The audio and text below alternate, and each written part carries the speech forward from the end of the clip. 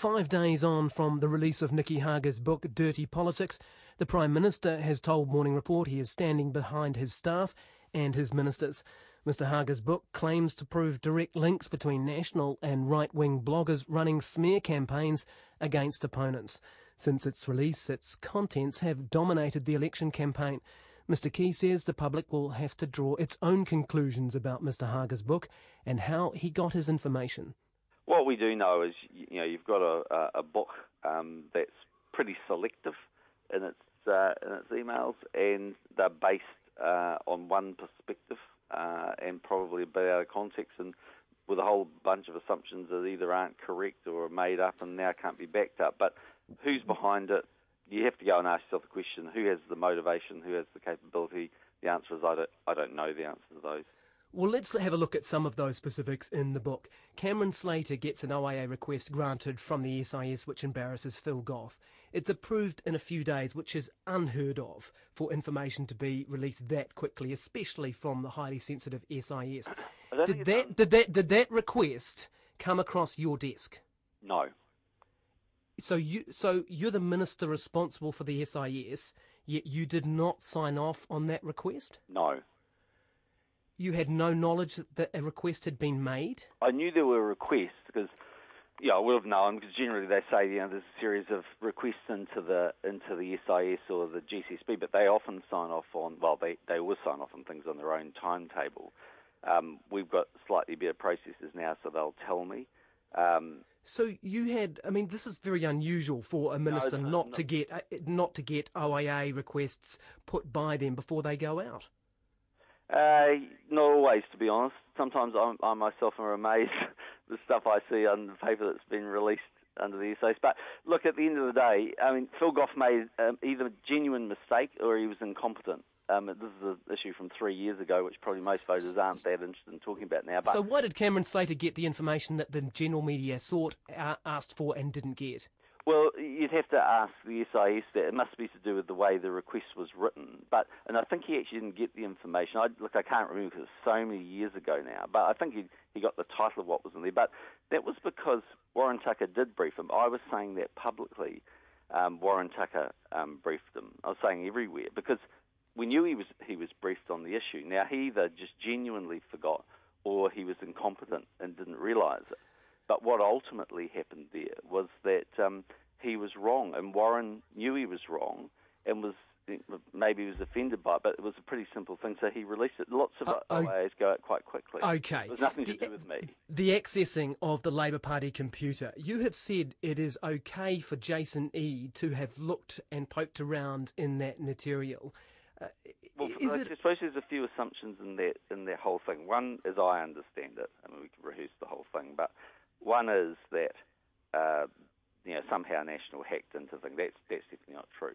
Secondly, it was nothing to do with us in terms of the initial sort of thing. My understanding of it, only because generally yes, but you have conceded that you think it's okay for Jason Eade to have been looking around in that material. Yeah, I do, because the point here was that there was no hacking or anything. So obviously a couple of these guys, one of which include Cameron Slater. But it's supposed to be private material, though, isn't it? And you think it's okay for one of your staff members to go looking around in it, even if it was mistakenly, improperly secured? So are you genuinely saying, Guyon, that if National made a bit of a mistake and on its website where people can donate to us or where there's information about our members, if we took our security off, we made a mistake and left it open, and that a left-wing blogger became aware of that, very much like... No, your own staff member, and no one's denied this, staff member picked through the information. No, but let's say a left-wing blogger, because we had that... Well, no, we don't need to deal in hypotheticals because we've got a real scenario right here. Okay, so what is appropriate about the fact that someone in your office was poking around in another party's private information? Okay, so take a breath for a second and let me finish. Okay, so if a left-wing blogger went around and found out that there was a situation where the security had been taken off, right, and went and told that to, I don't know, someone who works in David Cunliffe's office, would they potentially go and have a look? And the answer is yes, and that would be totally fine. If the Wallabies on Tuesday night left their starting lineup up on their website, and their private website, would the All Blacks go and have a look? The answer is yes, and the reason I know that is it's happened. And this is just the way that politics is now, is it? This is dirty politics, but it's okay. Well, this is the moral leadership you seem to be presiding over here. It was fair game, the door was open, so we came in and had a look around. Well, a left-wing blogger worked out that that the WIN sites were open. And people went and so you uphold the same standards as some blogger, do you, as the Prime Minister of New Zealand? No, what I'm saying to you... Well, they are the analogies you're giving me. No, they're not. What I'm saying to you is that a whole lot of assumptions were made in the book or cast that way that would knowingly have been wrong, because Nicky Hager must have known that was wrong if his assertion is that was broken into. Or he's just, in such a rush to get his sort of smear job out that he's basically gone and run roughshod over the facts. But what I'm saying to you is that in the end, look, at the end of the day, people do look at things, and that's just the way it works. I mean, okay. Well, what about the behaviour of your minister, Judith Collins? Is it acceptable for her to divulge the name of a public servant because he may have leaked details? Well, I don't she suspected have the details he did. on that one. I just don't. Well, why don't you ask her?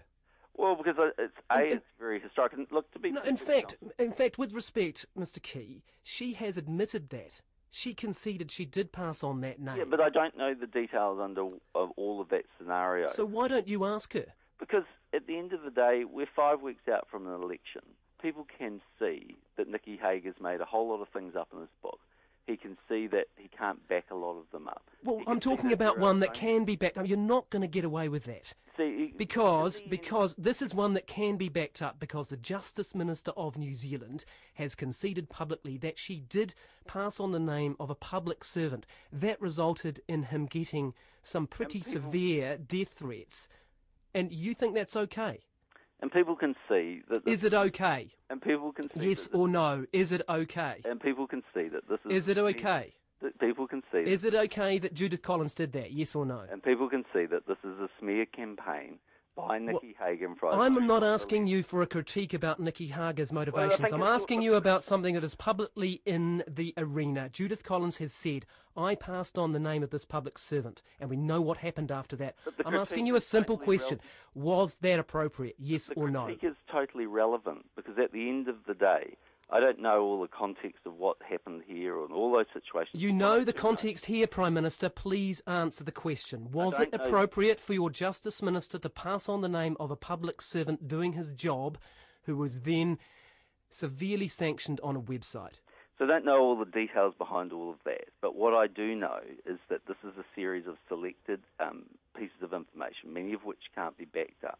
I know that this was... I'm asking you about one of them. Yeah, well, I'm not going to go into your individual ones, because in the end, this is a smear campaign, which I got to say started the week with people out. No, I'm not. You're not going to talk about burning effigies, etc., because it has nothing to do with this. Well, it does. It has everything to do with it, because at the end of the day, no, this is about the behaviour of your Justice Minister. Do you stand by her today?